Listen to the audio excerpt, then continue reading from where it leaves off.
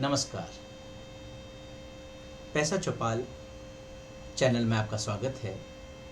आपसे प्रार्थना है कि आप इस चैनल को सब्सक्राइब करें, इस वीडियो को लाइक करें और शेयर करें। जैसे मैंने अपने पहले वीडियो में भी आपसे कहा था कि हम यहीं बैठकर आपसे बात करेंगे, ऐसा जैसे मैं आपके परिवार के सदस्य के तौर पर आपके घर पर, आपके सोफे पर बैठकर मैं आपसे बात कर रहा हूँ।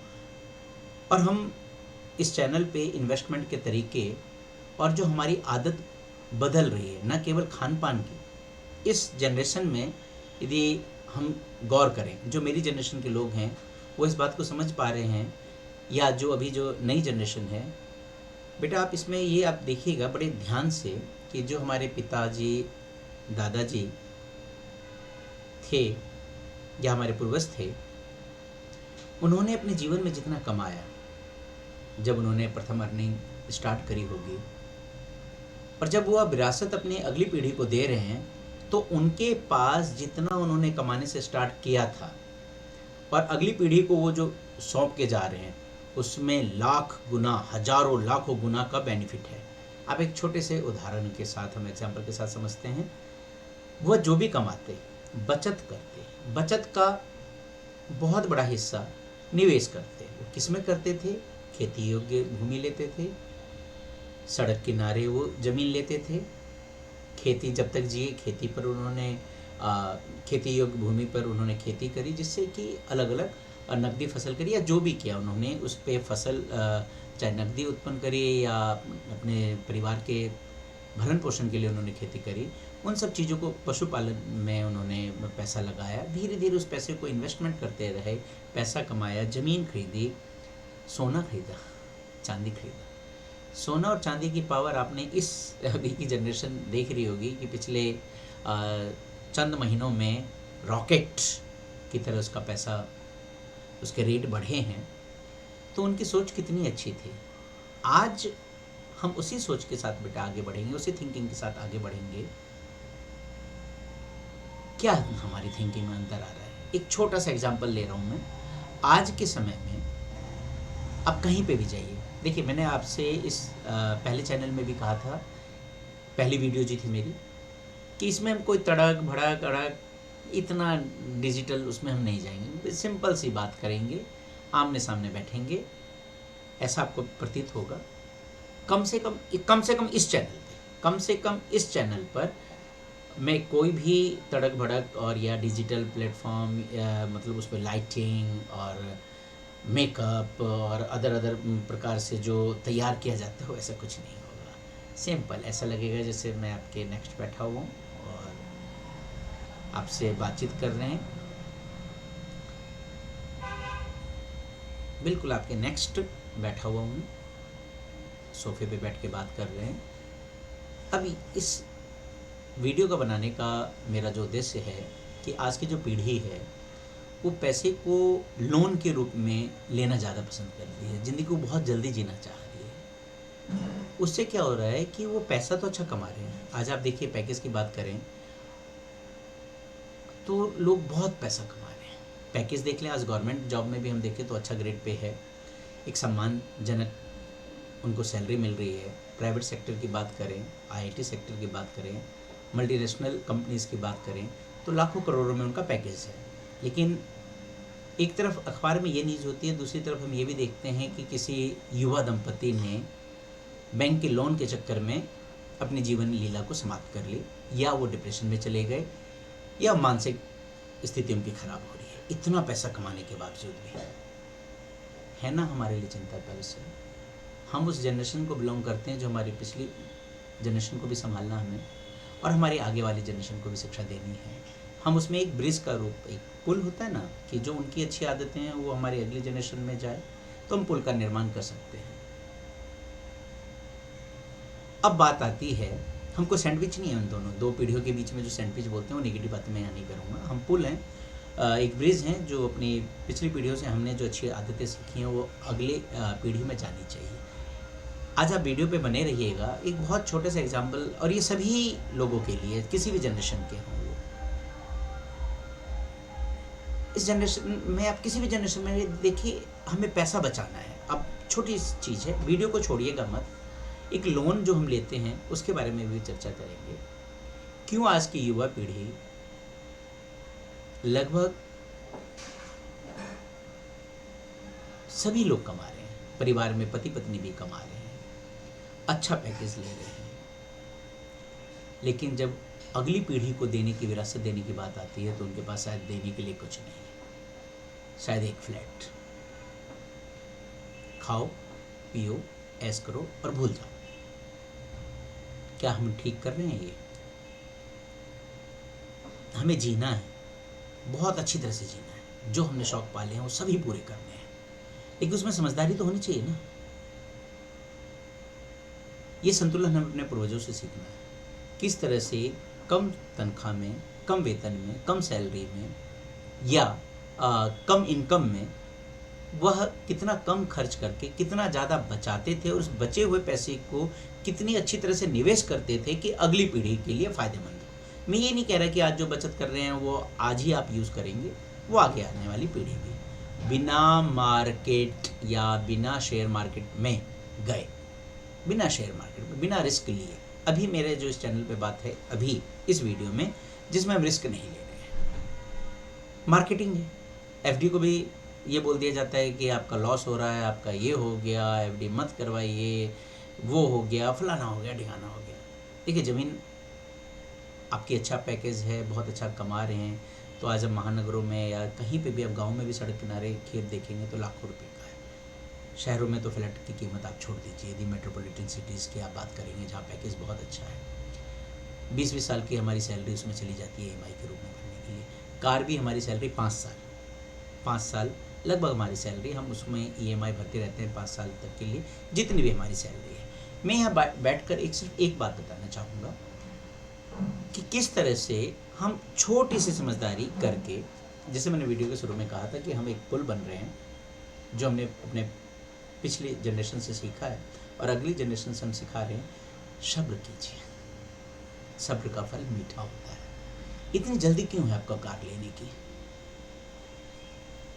क्यों? छोटे छोटे एसेट्स बनाइए, छोटे छोटे पैसे लीजिए, उस सेविंग को हम किस तरह से कन्वर्ट करके लोन से बच सकते हैं, ये आज आप इस वीडियो में सीखेंगे। बहुत छोटा सा एग्जांपल दूंगा मैं भी बात नहीं करता कि महानगरों में जो लाखों का पैकेज कमा रहे हैं, MNC में करोड़ों का पैकेज हैं। हम बात करते हैं एक मिडिल क्लास की, जो मुश्किल से 40 से 50 हज़ार रुपये कमा रहा है। वो 50-60 हज़ार रुपये हम मान के चलते हैं। उसको कार भी लेना है, एक छोटी सी कार जो 7-8 लाख रुपए की बजट में कार आ जाती है। यहाँ हम क्या जल्दीबाजी करते हैं? आज मैं आपको एक बहुत अच्छे से स्कीम बताऊंगा। स्कीम क्या, किसी की स्कीम नहीं है यहाँ आपको खरीदने के लिए कहेंगे। वो स्कीम है आपके माइंड की, जिसको हमने सोचना छोड़ दिया है। हमारे इस माइंड को दूसरे लोग चला रहे हैं। वो ये इस तरह से चला रहे हैं कि यदि आपने इस तरह से काम किया तो ये नुकसान होगा, मुद्रास्फीति दर कहाँ चली जाएगी, आपको फ़ायदा नहीं होगा, आप शेयर मार्केट में जाइए, जल्दी जल्दी पैसा बटोरिए। देखिए, इतना इजी यदि होता कोई चीज़ तो हर आदमी बिजनेसमैन होता, हर आदमी शेयर मार्केट से लाखों करोड़ों कमा चुका होता। ऐसा नहीं है, उसमें भी सावधानी बरतनी ज़रूरी है। कहते हैं ना, सावधानी हटी दुर्घटना घटी। और आज के दौर में अभी का जो समय है वो आप देख ही रहे हैं कि मार्केट की समझ जिसको भी है वो लग रहा है कि मार्केट में पैसा लगाना अच्छा है, लेकिन वो पहले लगा चुके हैं। आज उनके पास कुछ नहीं है, जेब पूरी खाली है, पूरी खाली है, लगाने के लिए पैसा नहीं है उनके पास। कहाँ से लगाएंगे पैसे? आज की जनरेशन किस तरह से अपने पैसे बचा सकती है, मैं ज़रा इस पर चर्चा करूँगा। एक छोटा सा एग्जाम्पल, 50-60 हज़ार रुपये एक व्यक्ति कमा रहा है और वो कार लेना चाह रहा है। अब उसके पास 2 ऑप्शन है। एक है, इस जनरेशन के अपने दोस्तों की सोच को प्रभावित कर सकते हैं। आज की जनरेशन बहुत अच्छी है, बहुत अच्छा पैसा कमा रही है, बहुत अच्छा पैसा कमा रही है और हर चीज़ खरीद रही है, मार्केट को बूम दे रही है। इस जनरेशन को नमन है, बहुत अच्छा कमा रही है, मेहनत कर रही है, पैसा जोड़ नहीं रही है। ये कमी है। सबकी बात नहीं कर रहा मैं, कुछ उसमें हम भी हैं जो भी हम अर्निंग जनरेशन है हमारी, हम कमा रहे हैं, लेकिन मैं अपने जब दोस्तों को देखता हूँ, अपने रिश्तेदारों को देखता हूँ, उनकी जो भी इनकम है, जो भी सैलरी है, जिस भी फील्ड में वो काम कर रहे हैं, उस हिसाब से वो लोन के बोझ के तले दबे हुए हैं। आज क्या ले रहे हैं जी? कंप्यूटर के लिए लोन, आज कार के लिए लोन ले रहे हैं, फिर 5 साल बाद उसी कार को बेचकर उसको अपग्रेड करके दूसरी कार के लिए लोन ले रहे हैं। आज हम LIG में हैं तो उसको बेच के हम MIG ले रहे हैं, MIG को बेचकर हम HIG ले रहे हैं, या हमारे पास 25 गज 50 गज या 26 मीटर या 48 मीटर का हमारे पास प्लॉट है तो हम उसको बेच के और बड़ा लेने की कोशिश कर रहे हैं। मतलब हम सिर्फ इन्वेस्टमेंट के नाम पर लोन भर रहे हैं। और बैंक बहुत सारे खुलते जा रहे हैं, प्राइवेट बैंक आ रहे हैं, विदेशों से बैंक आ रहे हैं हमारे यहाँ। उनको पता है कि एक बार ये आदत आज की जनरेशन में पड़ गई तो फ़ायदा हमारा होना है।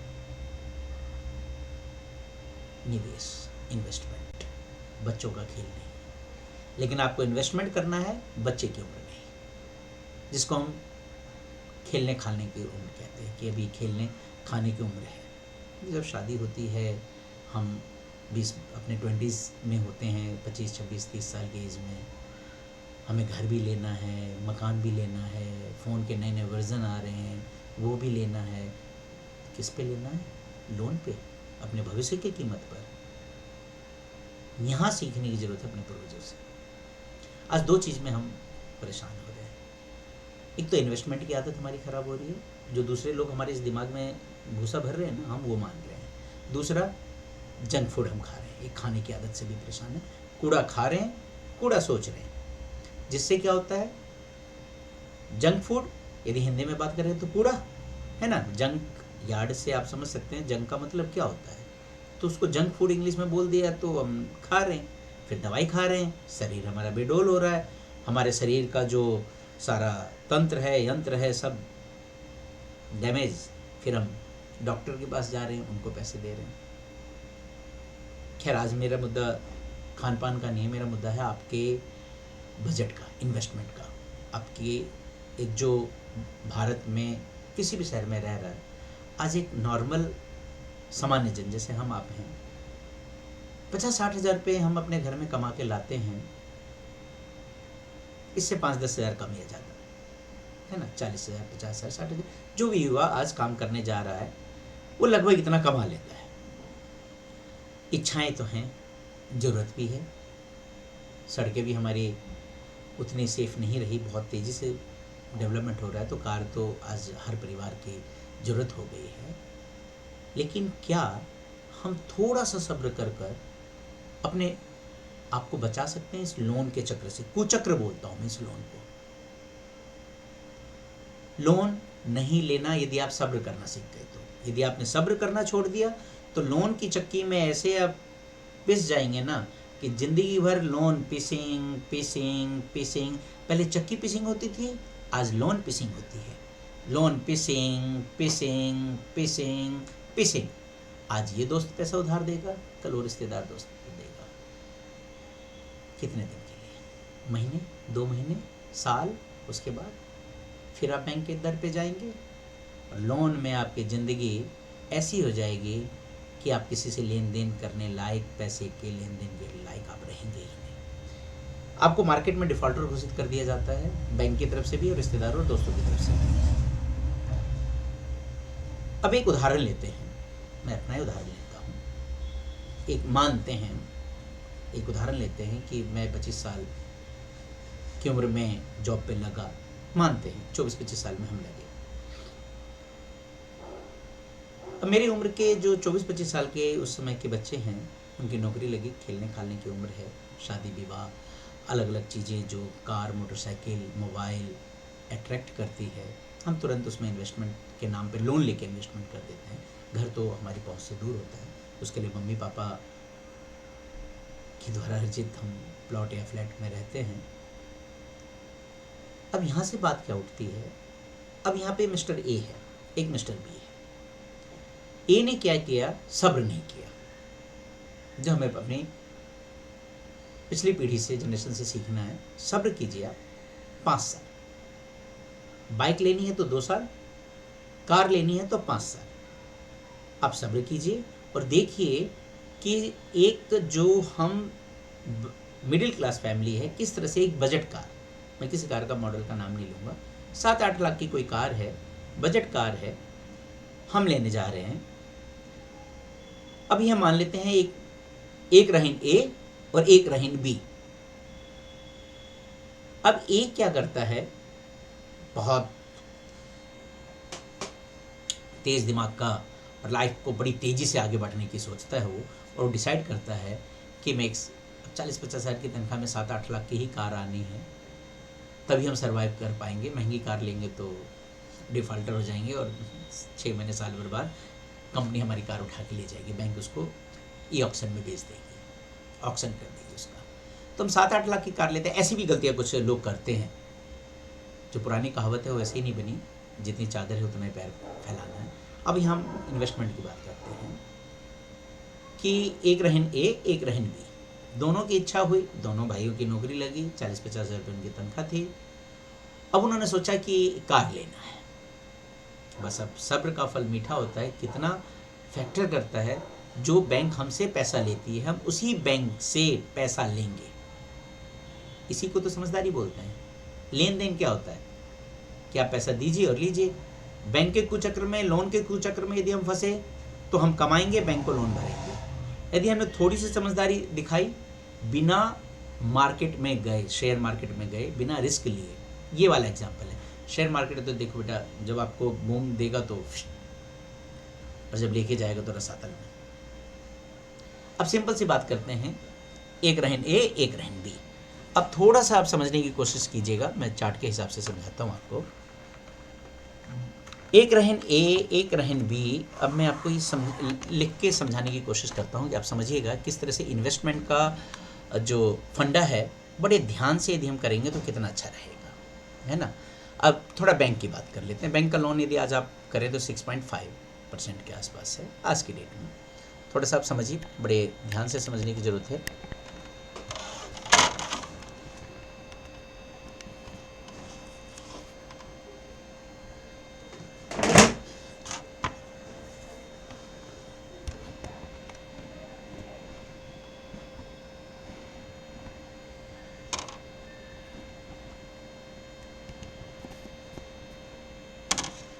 देखिए, अब यहाँ पे बात जो आ रही है वो ये आ रही है कि एक जो ए रहन, उसने क्या किया, 5,000 रुपये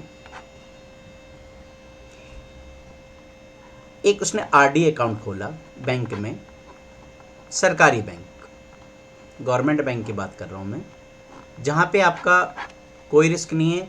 रिस्क फैक्टर जो है वो जीरो है, जीरो मान के चलते हैं। फिर बहुत सारे आप रूल बताएंगे कि 5 लाख तक की एफडी अमाउंट और वो है, लेकिन हम मान लेते हैं कोई बड़ा सा बैंक है, सरकारी बैंक है, डिफ़ॉल्ट नहीं होता है ये। रिस्क फैक्टर लगभग ऑलमोस्ट जीरो है, हमारा 0% है। अब इसने किया, एक आरडी करी, मेरी बात ज़रा ध्यान से सुनिएगा आप लोग। उन्होंने आरडी करी, 24-25 साल का लड़का है, नॉर्मल पैसे कमा रहा है, उसकी सैलरी लगी है, तनख्वाह लगी है, सैलरी लग गई उसकी, मतलब 40 से 50 हज़ार रुपये कमा रहा है। कार की इच्छा है उसकी, उसको कार लेना है। अब वो क्या करेगा कार लेने के लिए? ये है जो हमने पिछली पीढ़ी से सीखा है। एक आरडी कराएंगे 5,000 रुपये की पर मंथ, 6.5% हमें ब्याज मिलेगा। तो इस पर लगभग हमने कितना किया, यदि हम 5 साल के लिए करें तो देखिए 5 साल में लगभग 60 मंथ हो गए आपके। 60 मंथ की बात हम करें तो 5,000 इंटू में 60 महीने, यानी लगभग हमने 3 लाख रुपए जमा किए। अब इसमें यदि हम कैलकुलेट करें तो हमें इंटरेस्ट मिल जाएगा 54,957 एट रेट, यदि हम बात करें तो 6.5% पर एनम के हिसाब से। इतने का हमें इंटरेस्ट मिला, ये हमारा प्रॉफिट रहा।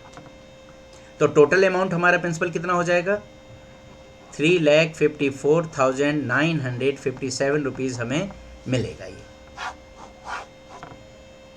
एक तो ये है कि हम थोड़ा सब्र कर लें, परिवार बड़ा है तो भी हमारे पास इतना अमाउंट है, तो इसमें हम कुछ पैसे दोस्तों से, रिश्तेदारों से उधार लेके यदि हम वो ले लेते हैं तो भी हम थोड़ा सा लोन के कुचक्र से बच सकते हैं।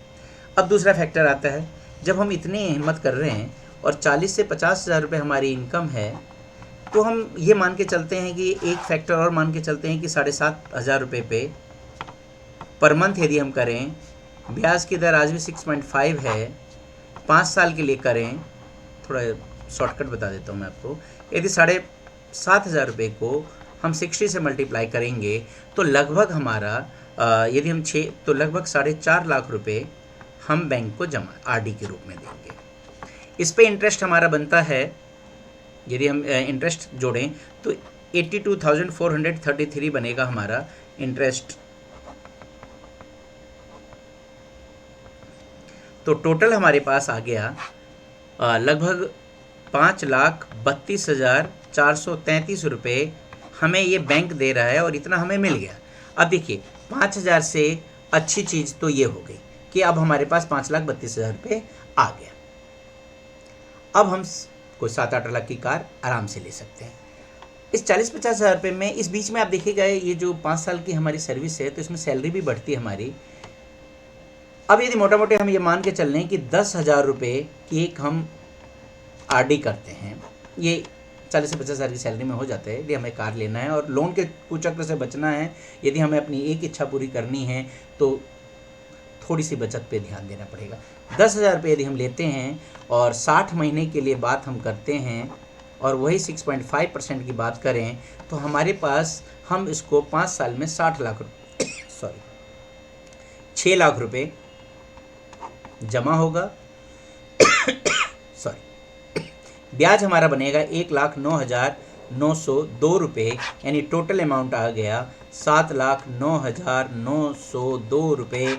और इतना अमाउंट एक बजट कार खरीदने के लिए आज की डेट में 7 लाख 7.25 लाख रुपये में 3-4 मॉडल आ जाते हैं, जिसको हम अच्छे सीधे जाके डाउन पेमेंट में खरीद सकते हैं। अब आप ये देखिए 6 लाख की चीज़ हमने 1,09,902 रुपये में इंटरेस्ट भी मिला, यानी 6 लाख में हमने खरीद लिया 5 साल। अब कहने वाले आपको ये कह सकते हैं कि मुद्रास्फीति की दर से इसकी जो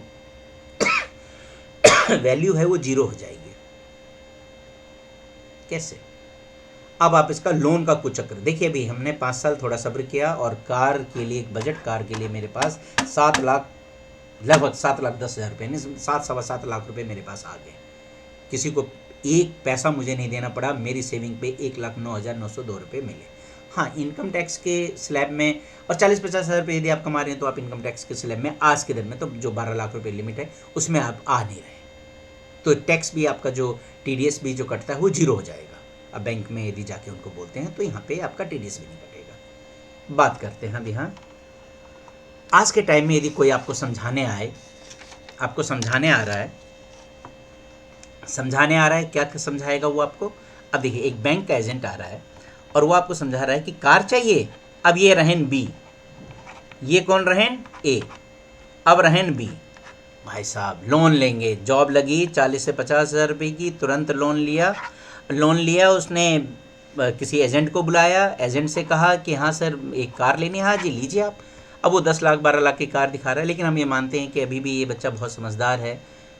इसने भी डिसाइड किया कि 7 से 8 लाख तक की बजट की कार लेते हैं, क्योंकि सैलरी में यही है, जितनी चादर उतना पैर फैलाना चाहिए। लेकिन इसने क्या गलती करी, सब्र नहीं किया और इसने 7 लाख रुपए की एक लोन लिया। इसने कहा कि मुझे लोन दीजिए, कार लोन दीजिए, और कार लोन इस भाई साहब ने 7 लाख रुपए का कार लोन ले लिया। देखिए 7 लाख यहाँ पे भी है, 7 लाख हमने यहाँ पे भी बात करी थी ना, ये 7,09,902 रुपये, तो 7 लाख रुपए का उसने लोन ले लिया। अब इंटरेस्ट की बात करें तो 9.5 से कम तो इंटरेस्ट नहीं है। 9.5 से शायद मैं कम ही बोल रहा हूँ। 10% जब आप लेने जाएंगे तो फाइल चार्ज, ये चार्ज, वो चार्ज लगा लोगों के दे, आप तो 10-10.5 पे चलता है। लेकिन हम ये मानते हैं कि आपने प्री लोन करवा लिया, आप बहुत समझदार हैं, 9.5% पे आपने लोन ले लिया।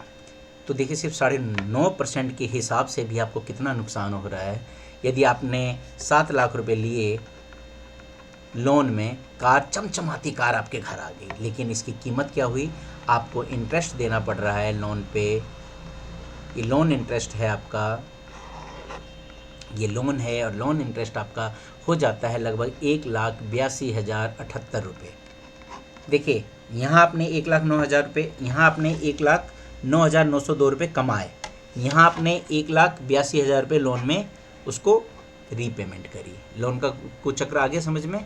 अब देखिए ये कार आपको कितने की पड़ी, ये कार पड़ी आपको 8,82,078 रुपये की विथ बैंक लोन,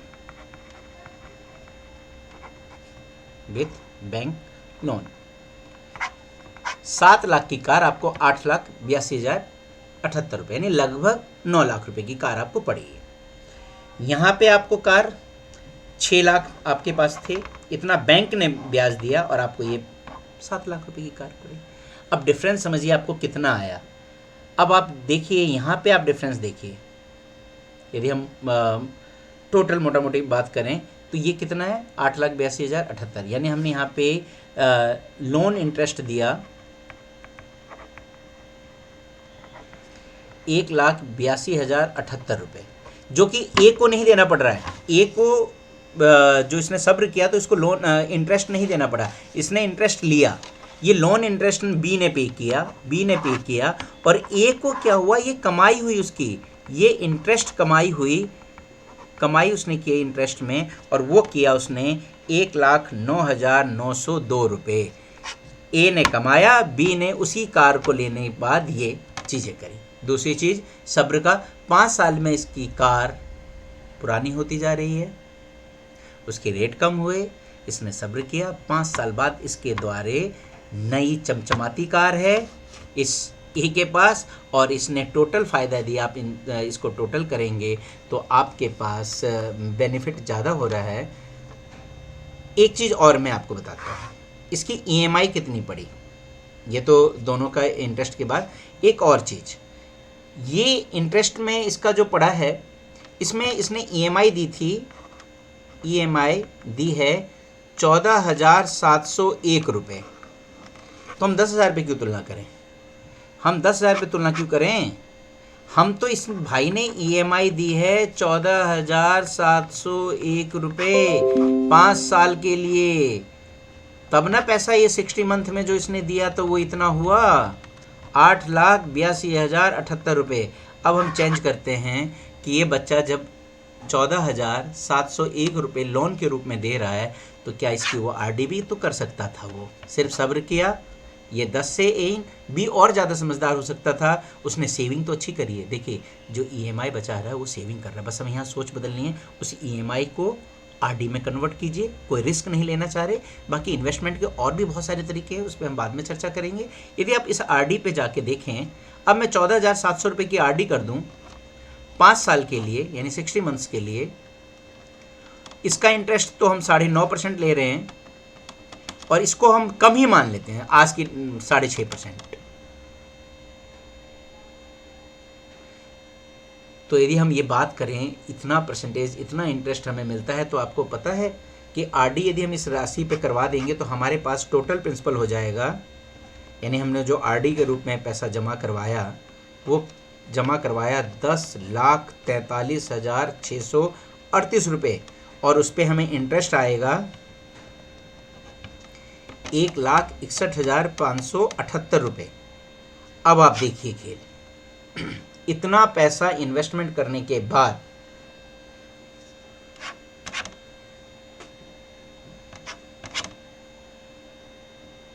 इतना पैसा हम इंटरेस्ट कमा रहे हैं। अब आप देखिए ये इतना इंटरेस्ट कमाने के बाद यदि हम इसको जोड़ दें तो लगभग 12 लाख रुपए हमारे पास हो जाते हैं।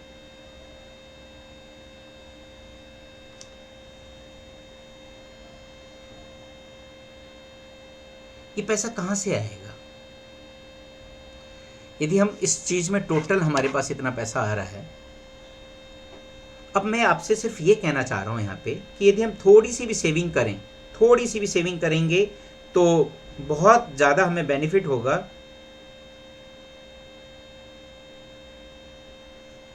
तो ये जब चीज़ें हम कर सकते हैं, जैसे मैंने आपको बताया कि वो इतना पेमेंट आ जाएगा यहाँ पे कार लोन के बाद या इंटरेस्ट के बाद, ये सारे टोटल प्रिंसिपल के साथ अमाउंट आ जाएगा, यानी 10,43,000 में हमारे पास इतना प्रिंसिपल यदि अमाउंट हो जाएगा हमारा, मोटा मोटी हम ये मान लें तो हमें यहाँ भी इंटरेस्ट बच रहा है।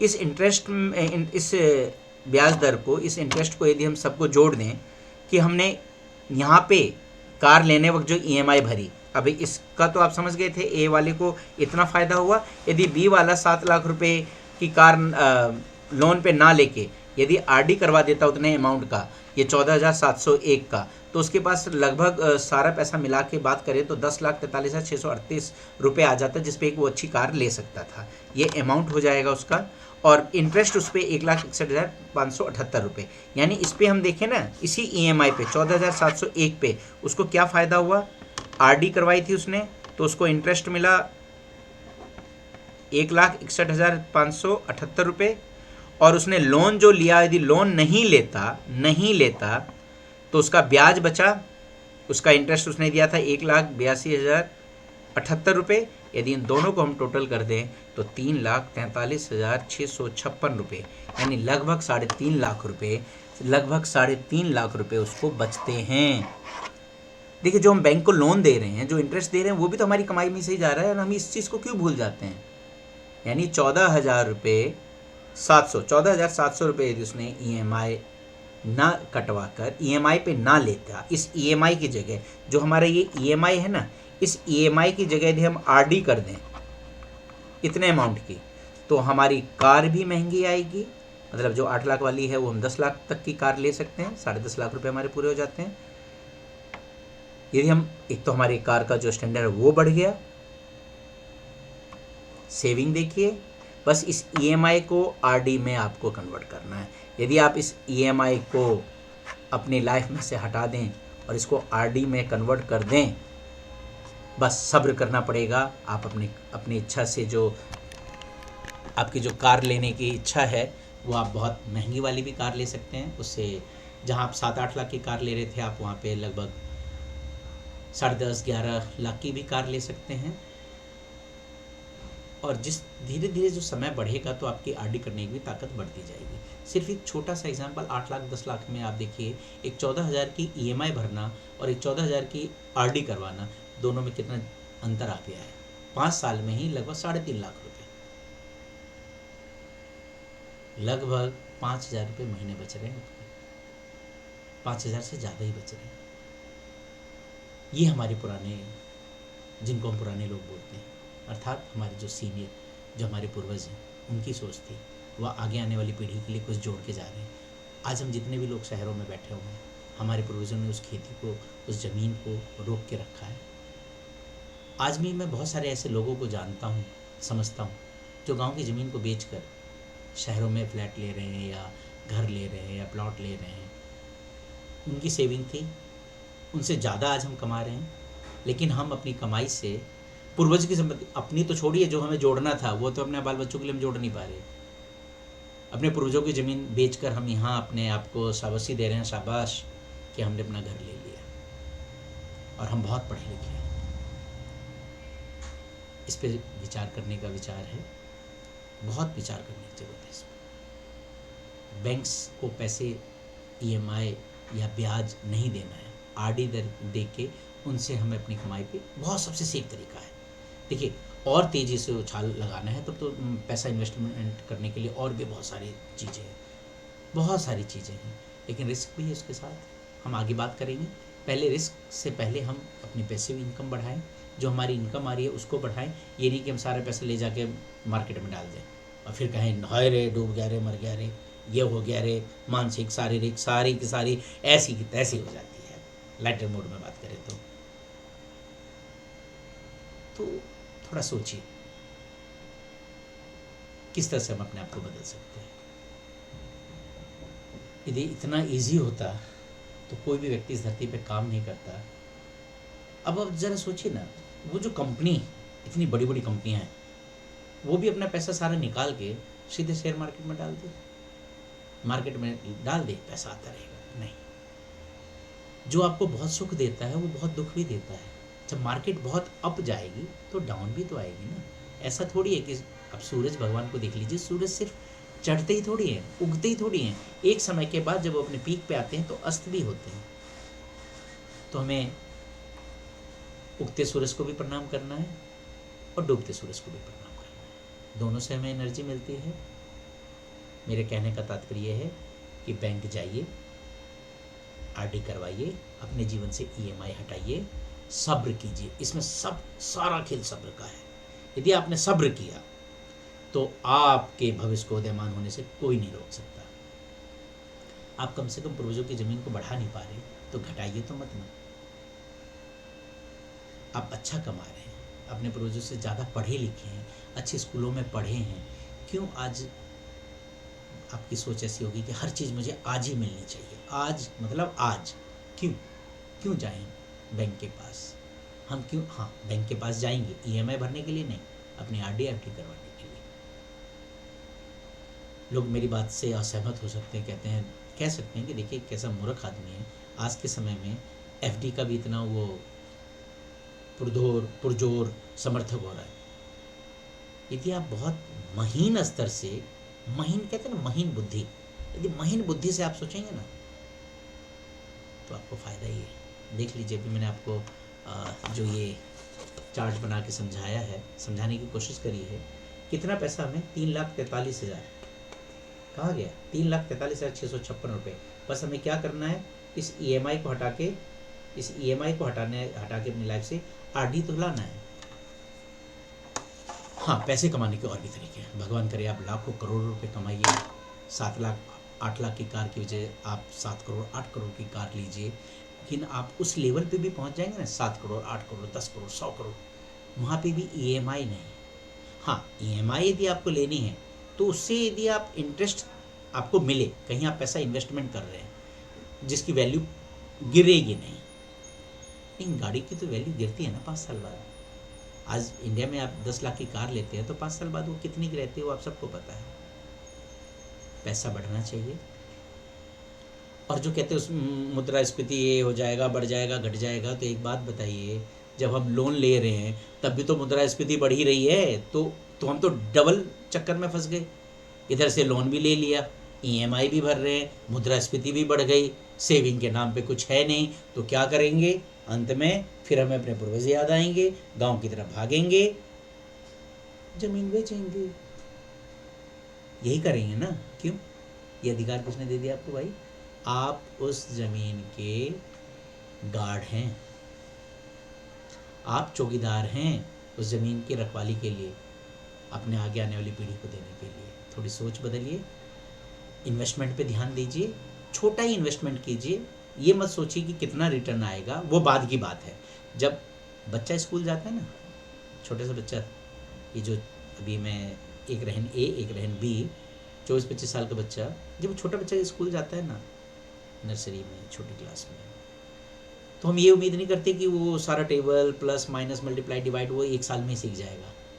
हम ये समय इसलिए देते हैं कि वो जाए, स्कूल में बैठना सीख जाए, अपने दोस्तों से बात करना सीख जाए। सबसे बड़ी बात है कि वो वहाँ पे 5-6 घंटे रहना सीख जाए। इसीलिए तो हम शुरू में, मेरी बात से आप सहमत होंगे, जो केजी में, एलकेजी में, नर्सरी, फर्स्ट में, यहाँ तक बच्चा 1 साल 2 साल तो लगाता है कि घर वालों से दूर रहकर 5-6 घंटे विद्यालय में कैसे बिताते हैं, उसी यूनिफॉर्म में काम करते हुए बच्चे रोते हैं, है ना, घर की याद आती है। एक साल 2 साल हम उनको देते हैं ना, फिर एक समय ऐसा आ जाता है वो स्कूल ही जाना चाहते हैं। यदि उनको संडे को भी स्कूल खोलते हैं तो वो स्कूल संडे को भी पहुंच जाएंगे, इतना प्रेम हो जाता है उस स्कूल से। फेयरवेल पे भी रोते हैं वो। लेकिन इसमें सारा खेल क्या है? समय का। उन्होंने समय दिया, विद्यालय से उनको अथाह प्रेम हुआ, विद्यालय ने उसके बदले उनको शिक्षा दी, जिससे वो अपना नाम का डंका पूरी दुनिया में बजाते हैं। वही चीज़ यहाँ पे भी है। अभी आप इंटरेस्ट मत देखिए, बैंक से आपको क्या मिल रहा है ये ना देखें, बस अपने जीवन से ईएमआई हटाना है। आरडी एफडी जो भी आपको करना है कीजिए, ईएमआई को हटाइए, अपने जीवन को इस कुचक्र से, लोन के कुचक्र से दूर कीजिए। जीवन देखिएगा कितना आनंदमय होता है। कहते हैं ना, कर्जा यदि सर पे ना होना तो बहुत अच्छी नींद आती है।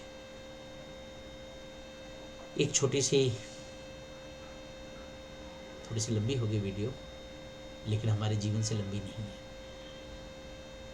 हमें अपने लंबे जीवन को यदि खुशीपूर्वक लोन फ्री जीना है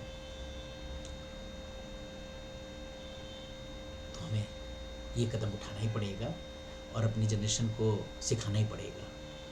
आज हमें अपनी जनरेशन को 2 चीज़ें सिखानी है, जंक फूड से दूर कैसे रहना है और ईएमआई से कैसे दूर होना है।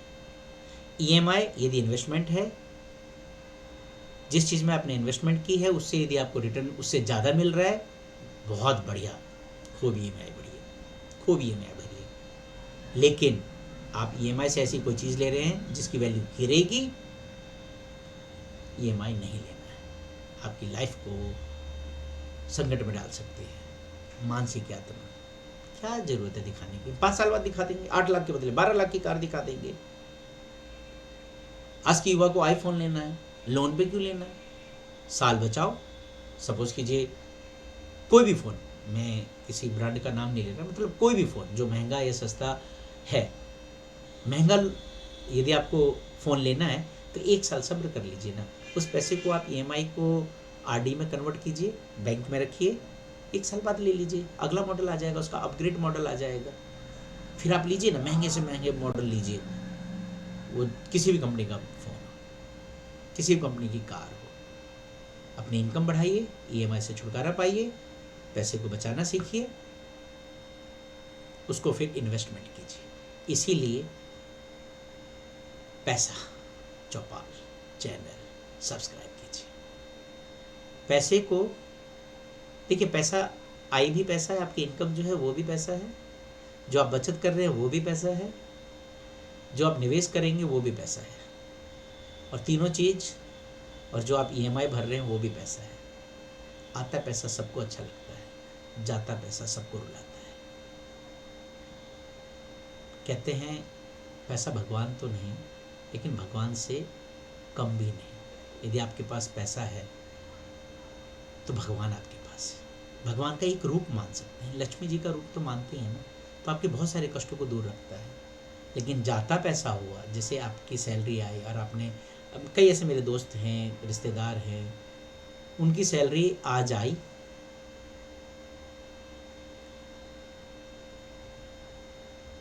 और यदि 30-31 को महीने के अंतिम दिवस में तनख्वाह आई, तो अगले महीने के फर्स्ट वीक होते होते उनके अकाउंट में पैसे जीरो। बहुत दयनीय स्थिति है। पूरा महीना बाकी, फिर लोन लेते हैं, दोस्तों से उधार लेते हैं, रिश्तेदारों से लेते हैं, ज़मीन बेचते हैं, और ये एक ऐसा कुचक्र है, एक ऐसा ईएमआई चक्रव्यूह है, यदि आप उसके लपेटे में आ गए तो आपको दुनिया की कोई ताकत नहीं बचा सकती। ये नशे का भी पाप है। हाँ, यदि ईएमआई आप भर रहे हैं, लोन ले रहे हैं, ऐसी प्रॉपर्टी या ऐसे कंपनी में या ऐसी जगह आप इन्वेस्टमेंट कर रहे हो जिसकी वैल्यू बढ़ेगी, तो आप लोन लीजिए। 1 बार नहीं, 100 बार लीजिए, हज़ारों बार लीजिए। बड़ी बड़ी कंपनियां लेती तो हैं, लेकिन वो पैसा कार लेने के लिए नहीं ले रहे। वो कंपनी बनाते हैं, फिर कंपनी के नाम पे कार लेते हैं, फिर उस पर भी जीएसटी बेनिफिट लेते हैं। खैर, ये सब चीज़ों के बारे में हम बाद में बात करेंगे। ये चक्रव्यूह बनाते हैं, और उस बैंक के चक्रव्यूह में, उस चक्रवात में, मतलब चक्रव्यूह कह लो, चक्रवात कह लो, ऐसे ऐसे ऐसे ऐसे घुमा के देते हैं, और फिर हम इतना घूमते हैं, इतना घूमते हैं कि चक्कर आ जाता है धड़ाम। मानसिक, शारीरिक, भावनात्मक, सामाजिक, हर तरीके से हमें पिछड़ा माना जाता है, और फिर उसके बाद हम टूट से जाते हैं। तो मेरा आप लोगों से विनती है, जंक फूड छोड़िए और ईएमआई को छोड़िए। उस ईएमआई को छोड़िए जो आपकी, जिस ईएमआई के पैसे से आपने जो सामान खरीदा है उसकी वैल्यू गिर रही है। तो ये बात ध्यान रखिएगा। ईएमआई कोई ख़राब चीज़ नहीं है, ईएमआई अच्छी है यदि आप उसे एसेट्स बना रहे हैं। ईएमआई ख़राब है यदि आप ऐसा एसेट्स बना रहे हैं जिससे उसकी वैल्यू कम हो रही है। वो ईएमआई, वो पैसा, वो लोन बहुत अच्छा है, जिससे जो आप एसेट खरीदेंगे और जिसकी वैल्यू दिन दुनी रात चौगुनी बढ़ रही है, मतलब उसकी कीमत बढ़ रही है, तो बहुत अच्छी चीज़ है। बस थोड़ी सी सावधानी, इसलिए कहते हैं सावधानी हटी दुर्घटना घटी। इन्हीं सब बातों के साथ मैं अपने वाणी को विराम देता हूँ। आशा करता हूँ कि आपको ये जो इन्वेस्टमेंट का फंडा है, जो पैसा चौपाल है, इस आज जो हमने चर्चा करी है वो समझ में आई होगी। आप इस चैनल को सब्सक्राइब कीजिए, लाइक कीजिए, इस वीडियो को शेयर कीजिए। किसी की ज़िंदगी संवर सकती है। एक छोटा सा ही तो हमने किया है। आज का मूल मंत्र क्या है? इस पैसा पैसा चौपाल में क्या मूल मंत्र है? यही है, सब्र का फल मीठा है। आप अपना उतना ही पैर फैलाएं जितनी लंबी चादर है। कहते हैं जितनी लंबी चादर है उतना ही पैर फैलाना चाहिए। सब्र कीजिए, सब कुछ आएगा आपके घर में, सब कुछ। अपनी इनकम बढ़ाइए, ईएमआई जीवन से हटाइए, जिंदगी देखिए कितनी खुशहाल होती है आपकी। इन्हीं शब्दों के साथ राम राम भाई।